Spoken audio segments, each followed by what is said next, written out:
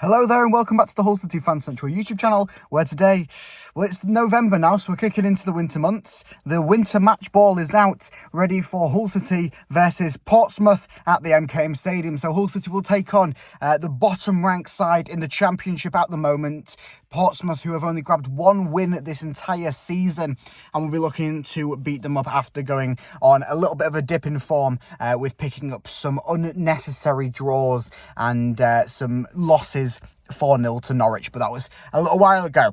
More focusing on the fact that we lost 1-1 last week, or drew 1-1 last week against Derby. Felt like a loss, so I'll be looking to kick on from that.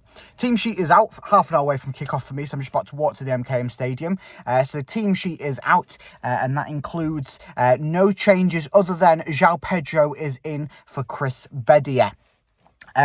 So a bit of an interesting one, just looking to change the man up top, with the options up top being very sparse in if you want a striker that can score a goal, considering that across the three strikers for Hull City, there's only been 2 goals, both of them by Chris Beddier, one of them being a tap-in and the other one being a penalty. So a little bit sparse there. We'll be wondering where the goals will come from today, but with us facing against the side ranked at the bottom of the championship table, we would be looking to power dominant performance, couple of goal victory.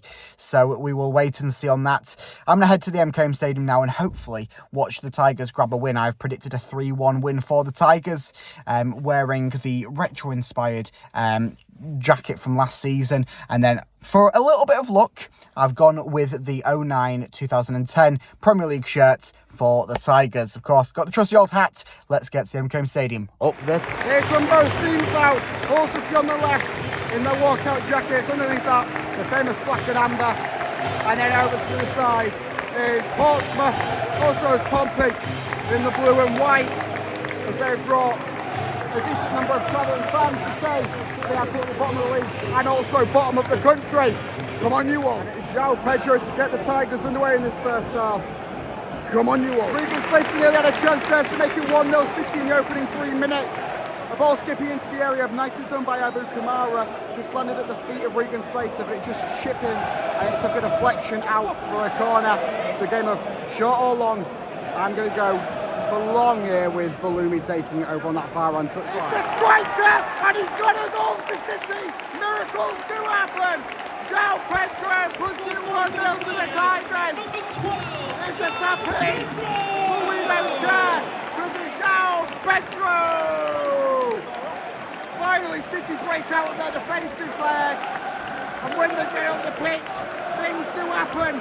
So João Pedro makes it 1-0 City, and I'm not hearing any goal music, which is good. It is good. As the City end go mad. City was struggling to take out their final, the defensive third, but João Pedro capitalises on the one chance that we do get out of there with a goal. That's as close as you're ever going to get to making it 2.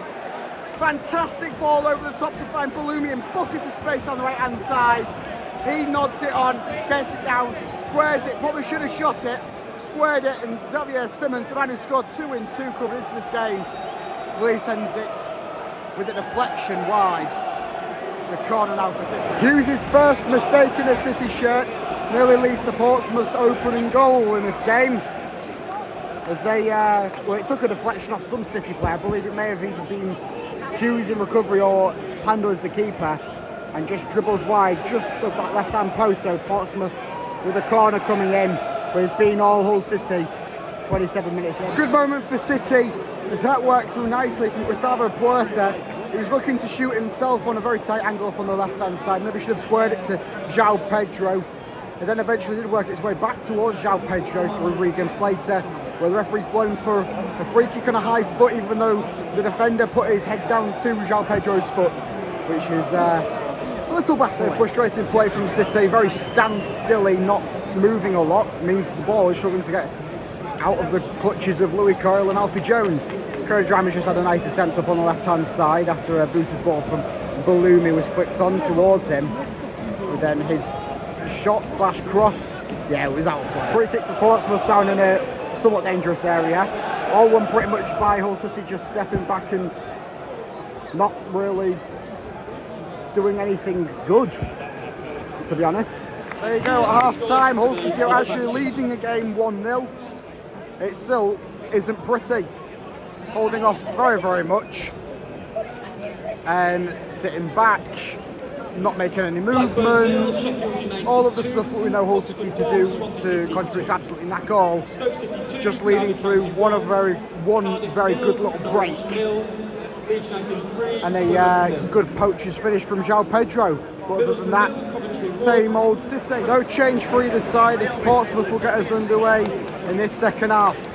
1-0 City. The stats looking heavy in City's favour, but if you're watching the game, you're looking a little bit lacklustre. Hopefully the second half provides a bit more pizzazz, a bit more of that attacking threat that City hoping for under this Tim Walter regime. Well, the man who was tearing up League One last season, Murphy, is tearing up Hull City Stadium here today. Weakest goal I think I've ever seen, and City concede 30 seconds into the second half. Undone on the right hand side for Portsmouth going forwards into the box. Everyone stands still, even Pando stands still, allows the shot in. Absolutely shocking. And it's 1-1 and Portsmouth have a game here. Absolutely shocking.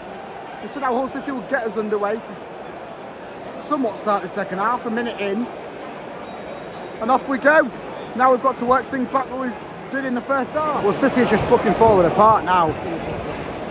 Passing out from the back, giving possession away, and now giving a free kick in a very promising area for Portsmouth. And then they'll shove everyone over top of it by looks of things. And you're looking towards Tim Walter possibly to make a change to change the pacing of this game, but second half since the goal, which was 30 seconds in, it's all Portsmouth. Triple change to try and change Tim Walter's fate around at the moment. Gustavo Puerta is off. And he's going to be replaced by Casey Palmer. Xavier Simmons is off for Zambrano. Bit of an interesting one. Simmons wasn't overly the best in this game. Zambrano is on. And Abdushamir is on. And he will be replacing Regan Slater. So an attacking midfield with Zambrano sitting in front of the defence. Smart changes from Tim Walter. Hopefully the players can do things. Maybe don't agree with some of the players that he's come off, but the players that he's brought on in the places, they have got the ability to do a job. Hopefully they can. 1-1 still here, plenty to play. You was wondering how that first half could go from bad to worse. Well, this is the exact epitome of it. Hughes is just giving away a free kick on the edge of the area. You can almost guarantee that Portsmouth will bury it away. 65 minutes into this game. Yellow card for Hughes on top of that. There was a few penalty shouts a few moments earlier from Portsmouth, which weren't penalties at all. Probably should have been another yellow card from the same player that was diving in the first half for penalties, but there we go. Jesus Christ, what a City do. Well, City finally made out of their half. Played down to Abu Kamara, who's in open space on the left-hand side. He played a nice curving through ball to Casey Palmer, who probably should have just taken the shot. He stumbled it a little bit. It's a City corner as a result of it, so Balumi will take on this near-hand touchline. Still 1-1, 72 minutes gone. Abu Kamara is making way after being on the deck for an injury a little bit of time. And Will Jarvis, he's back, being on the bench for a few games, and now he's getting a run out on the pitch after spending a few games, or I should say a couple of months away from the first team. Hopefully he can provide a bit of magic in these final 10-15 minutes. Well, the goal scorer for the Tigers coming off João Pedro, and he'll be replaced by Chris Bedia. So the only two strikers that have actually scored this season will replace positions for each other. Hoping Chris Bedia can contribute something. Come on, City. Well, City working their way up the pitch through fouls given away by Pompey. And so City have a free kick in, a crossing position, we will say. Yellow card given away to Portsmouth, and 12 off a foul given there to Louis Coyle. Looking for something. City have worked a fantastic attack through Will Jarvis, who put a peach of a ball into the box, just looking for someone to get their head on it, and everyone just watched it sail by. So hoping that this is the moment for City. 87 minutes gone. Similarly to how Burnley had a really good chance at the end of the game last time out here. There was a good chance there that Portsmouth were going to get one. It was offside in the end, but I presume that was later on in the attack. It's Cody Drama slips, Jacob Murphy, or Josh Murphy, whatever his name is, Murphy. He was through. Probably should have had the shot. He took it too long. And then the rebounding shot came off the crossbar. Calamitous mistakes for both City and Portsmouth. 4.5 minutes left. And there's no luck for City. Well, Alfie Jones has a shot from the edge of the area. It's a bit of a weak shot. Luckily it got a deflection off the man straight in front of him, so it's out for a City corner. 94 minutes of the sixth additional. And from the ball back into the box, Zambrano was free at the back post. Weak after there. Onside, could have made it 2-1, but no. Nothing ever works for City. And there you go. It's 1-1. Absolutely atrocious. I don't know what more to say. I'll have more points when I get back to the car. But this City side, something dramatically needs to change. I was just panning onto Tim Volta and his disappointed face there. He seems to be the only one built within this City squad that actually gives one. And he's the man that probably most people are going to blame for the outdoings here. Susan Shakes, Mohamed Baloumi, who I'll reveal in a minute, but most likely to be my man of the match. The one who just had a thought on everything, but absolutely awful. Once again, nothing. Nothing for City. This is a side that, thank you for your fantastic support today. if you was just looking at today's performance against the team at the bottom of the league, that second half performance, we should be destined to go down to League One. In a league that's so tight as it is at the moment, where a few points could see us into the top 6. Get a fucking grip. Well, I'm back in the car. Dreadful performance from City. Once again, 5 on the trot now where we haven't managed to grab a win. That's 3 draws. Yep, 3 draws on the trot. Burnley, Derby, and now today, all 3 of them being 1-1 draws. So that's fun as well. You don't know where to start really with this City squad. I'll start off with the manager, Tim Volta. Yeah, there is a massive target on his back. He will be gone before Christmas if things don't turn around. I wouldn't be surprised if he's gone after Tuesday if City don't pick up a win. The 3 points on Tuesday against Oxford is a must. Yeah, we can draw games. The league's tight. We can make a push after January and all sorts like that. The league is so tight, yes. If we hold out and we don't really slip too far down, we do get these draws and the occasional win and then back that up with some losses, as we know City will do. And hold on till January and bring in some big recruits in January. Yes, we could make a push onwards, but I'm not saying Volta out. I'm not, because it's not entirely him. Because we've seen when City play his style of football, City play in a convincing manner. City play like they're going to go on and win the World Cup. We saw it against Cardiff. Yes, that was a bad team.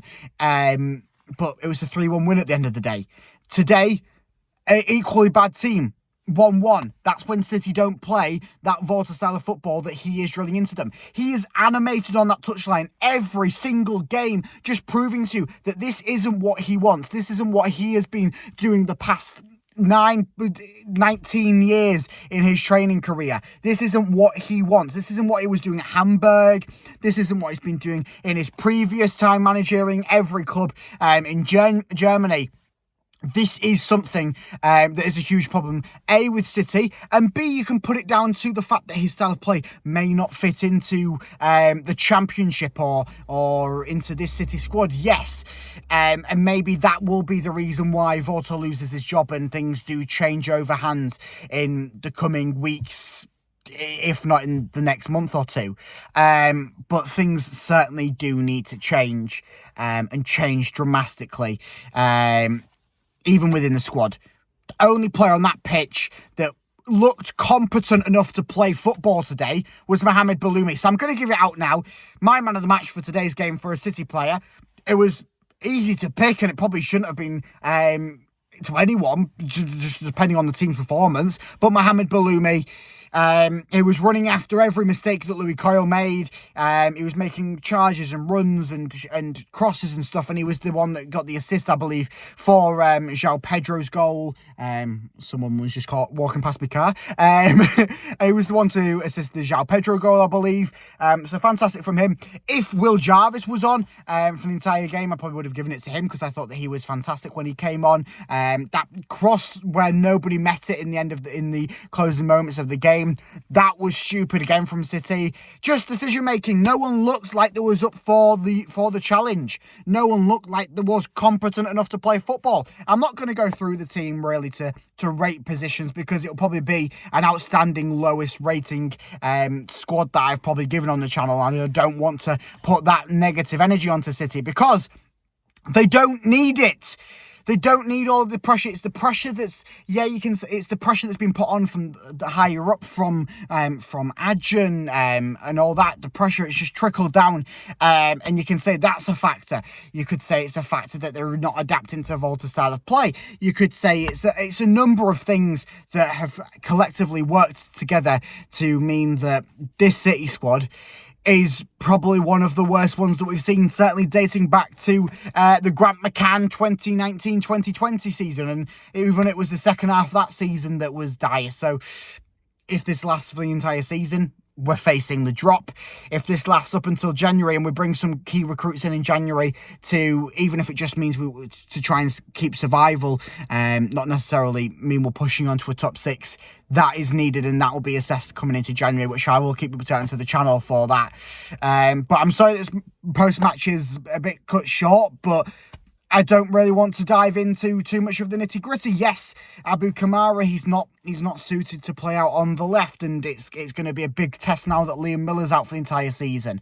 But it's all stuff that you can see coming from a mile off, and City have done absolutely nothing to prevent it.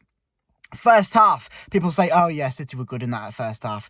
We were better than Portsmouth, but by no means were we good. We was absolutely horrid in that first half, and you was looking at things and go, yeah, but things got to get better in the second half, or even if they stay the same, we'll still put out the job. No, things can go from bad to worse very, very quickly for this City squad, as we have seen today, and we've seen Hull City, what feels like, fall to a massive loss against the side that at the bottom of the table have only won one game this season, and they've picked up what feels like a big draw for them. They was chanting at the end of the game, we are staying up. It's November, and if a team's chanting that because they've got a draw against you, things are massively wrong. So I say stay tuned to the channel if you want to keep up to date on all the Hull City crapness. I presume there'll be some good points coming out throughout the week as we make our way onto our away trip at Oxford on Tuesday, where you're looking for yet another reaction from City, yet another key thing from City. But will it come? Only time will tell. So I will see you in the next video. Up there, Tigers.